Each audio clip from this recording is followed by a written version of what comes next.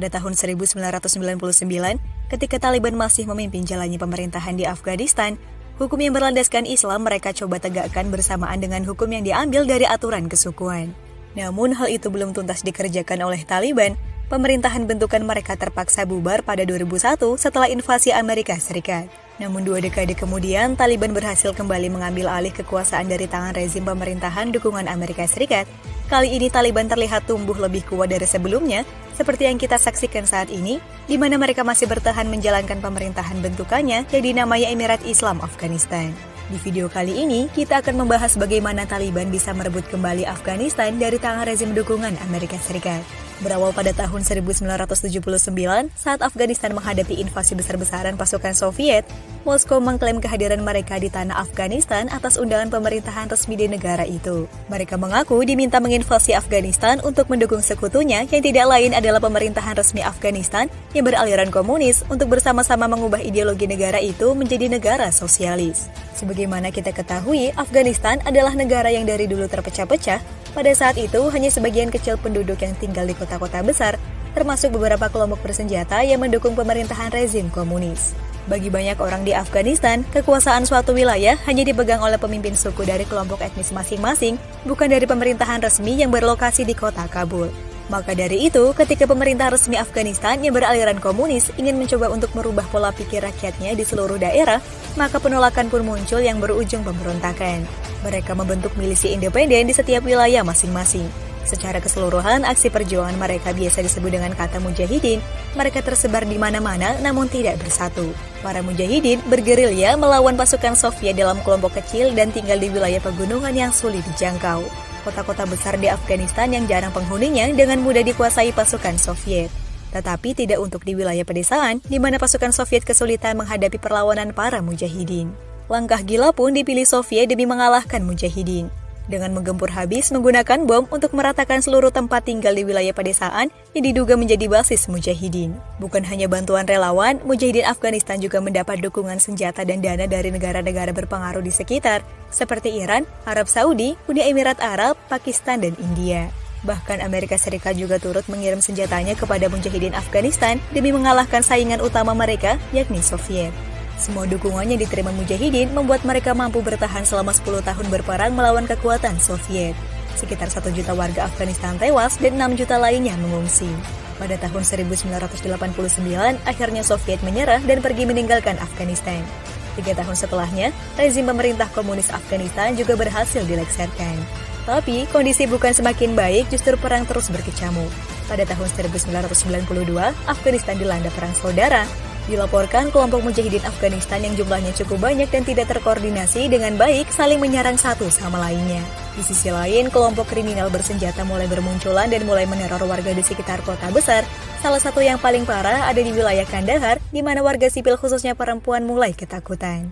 Hingga akhirnya para warga berinisiatif meminta bantuan seorang pria yang bernama Muhammad Umar. Ia adalah sosok guru atau biasa disebut juga mullah. Kegiatannya mengajar di sekolah-sekolah Islam. Ia juga turut memimpin gerilyawan mujahidin berperang melawan Soviet kala itu.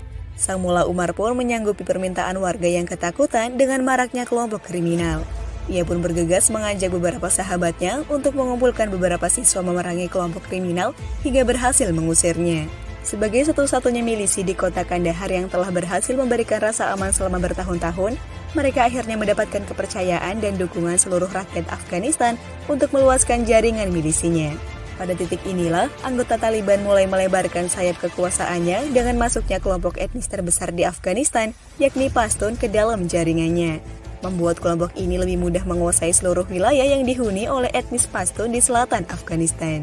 Kemudian Taliban terus memperbesar kekuasaannya dengan bergerak ke arah barat dan utara, hingga mengalahkan banyak panglima perang di setiap wilayah. Setiap kali mereka berhasil mendapatkan wilayah baru, mereka langsung menyusun strategi pendanaan ekspansi wilayah selanjutnya. Namun ternyata sumber pendanaan kelompok Taliban paling besar saat itu datang dari negara tetangganya, yakni Pakistan. Tak main-main, Taliban dihibahkan bertonton senjata dan dana yang cukup fantastis. Hal itu dilakukan Pakistan karena mereka khawatir India yang menjadi musuh lamanya akan lebih dahulu memberikan dukungan terhadap salah satu kelompok bersenjata di Afghanistan untuk mengambil alih kekuasaan dan bersekutu dengannya. Hingga akhirnya pada September 1996, Taliban berhasil memasuki Kabul dan menguasai Afghanistan. Mereka juga memutuskan untuk merubah ideologi negara berdasarkan ajaran Islam yang mereka pelajari di madrasah. Musik, televisi, bahkan menerbangkan layang-layang dilarang. Pria harus menumbuhkan jenggot, wanita diwajibkan menutup aurat dengan burqa, dan tidak boleh bepergian tanpa kerabat laki-lakinya. Selain itu, hukum Islam mulai diterapkan, seperti rajam bagi pelaku zina di hadapan umum, dan lain-lain. Hal ini juga mulai menjadi sebab sebagian besar negara kecuali Pakistan, Arab Saudi, dan Uni Emirat Arab menolak mengakui Taliban sebagai pemerintahan yang sah.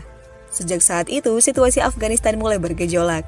Pemerintah bentukan Taliban dituduh pihak Amerika Serikat bersekutu dengan Osama bin Laden, sosok yang dianggap negeri Paman Sam sebagai teroris paling dicari setelah serangan pesawat ke gedung World Trade Center pada 11 September tahun 2001. Langkah mengejutkan dilakukan oleh koalisi Amerika Serikat setelah serangan 11 September 2001 itu, mereka menyerbu Afghanistan dengan dalih memburu Osama bin Laden yang diduga dilindungi oleh pemerintahan Taliban. Dengan bantuan kelompok bersenjata Afghanistan di desa-desa yang sebelumnya dikalahkan oleh Taliban, pasukan koalisi Amerika Serikat berhasil merebut kota Kabul dalam waktu kurang dari 3 bulan dan pemerintahan Taliban resmi dibubarkan. Namun, usai koalisi Amerika Serikat berhasil menguasai Afghanistan, sosok Osama bin Laden yang mereka incar tak pernah ditemukan. Hingga Amerika Serikat menuduh jika Taliban membiarkannya kabur dari Afghanistan. Para pemimpin Taliban yang saat itu berada di bawah ancaman koalisi Amerika Serikat melarikan diri ke Pakistan dan sebagian besar pejuangnya bersembunyi di wilayah pegunungan. Pemerintahan resmi pun dibuat, PBB pun dengan sigap menerima pemerintahan bentukan Amerika Serikat itu.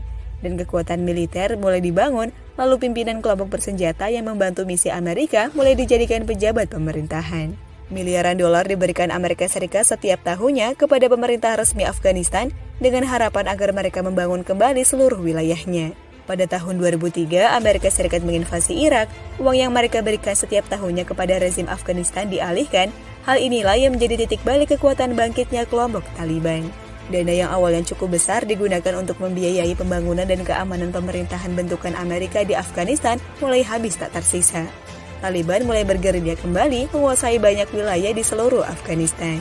Mengetahui hal itu, Amerika Serikat bersama koalisi mencoba mengembalikan kekuatannya di Afghanistan dengan mengobarkan perang terbuka terhadap Taliban. Serangan demi serangan dilakukan oleh koalisi Amerika di sebagian besar daerah pedesaan yang dikuasai oleh Taliban. Dan mulai menggelontorkan dana fantastis dan senjata teknologi terbaru kepada musuh-musuh Taliban sebagai langkah cepat melawan pergerakan Taliban yang masif. Namun, hal itu justru menjadi bumerang untuk Amerika Serikat. Serangan drone yang dilakukan oleh musuh Taliban membunuh warga sipil tak berdosa dan para pemimpin kelompok bersenjata mulai meneror rakyat Afghanistan. Pada awal tahun 2004, para pemimpin Taliban berkumpul kembali di Pakistan dan mulai merekrut banyak pejuang. Banyaknya anggota yang bergabung dengan Taliban dikarenakan ketidakpuasan mereka atas kinerja pemerintahan bentukan Amerika Serikat yang justru dianggap sebagai biang keladi kemiskinan di Afghanistan. Tetapi korupsi selama bertahun-tahun telah menyebabkan banyak orang Afghanistan tidak mempercayai pemerintah bentukan Amerika dan mereka mulai beralih memberikan kepercayaan kepada Taliban untuk memimpin wilayah mereka. Ini adalah kunci kemenangan bagi Taliban untuk mengkonsolidasikan kekuasaan dan menunggu Amerika Serikat pergi. Pada Agustus 2021, kesepakatan itu dilaksanakan oleh pemerintahan Joe Biden. Saat pasukan koalisi Amerika Serikat yang terakhir ditarik, Taliban mulai menyerang dan menguasai seluruh wilayah Afghanistan. Dunia saat itu menyaksikan tentara nasional bersama pemerintahan bentukan Amerika di Afghanistan tunggang langgang melarikan diri.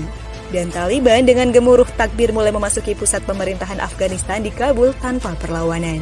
Pada bulan September, Taliban resmi mengumumkan pemerintahan barunya dan jajaran kabinetnya yang berada di puncak sebagian besar diisi oleh orang-orang Pashtun dan di bagian bawah diisi kalangan pejuang yang memiliki latar belakang etnis beragam. Itulah beberapa informasi seputar perjuangan Taliban dalam merebut kembali kekuasaannya di Afghanistan.